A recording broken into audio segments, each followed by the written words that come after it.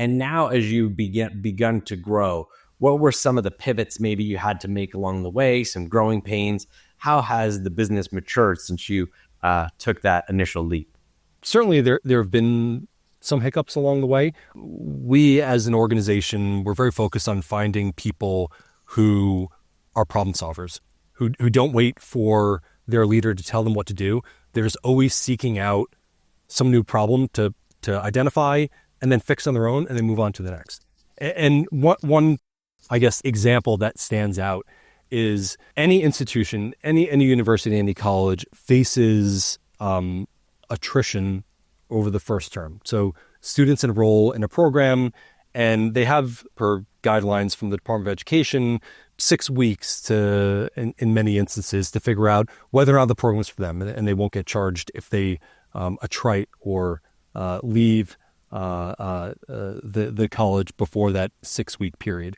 And so a couple of quarters back, we were challenged with a slowly rising attrition rate over the course of the first 6 weeks. We couldn't quite figure out why that was happening. And so we invested in exit interviews and really trying to pinpoint exactly the driver of so many departures that we were seeing. And the answer was, we quickly found out that we were only providing one class time for all of our students across the country. So we had a 6 p.m. start time for Eastern time for our students. And for anyone who's attending class online from any other time zone, this just didn't make sense.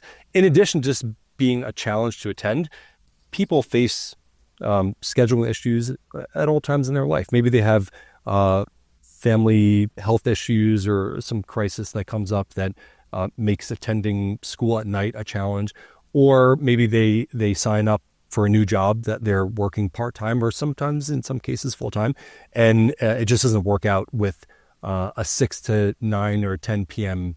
class window. And so when we figured this out, we quickly decided that we're going to offer more class times around the clock. And with that, in the first quarter that we offered an additional time slot, I believe we saved over 125 students that were going to attrite within those first 6 weeks. And so just having an organization full of constantly curious people who are motivated by problem solving helps, identify these problems quickly and then move on to the next thing. So we I think are very proud of this culture that we've built and we continue to cultivate over time of people who are just motivated to make things better.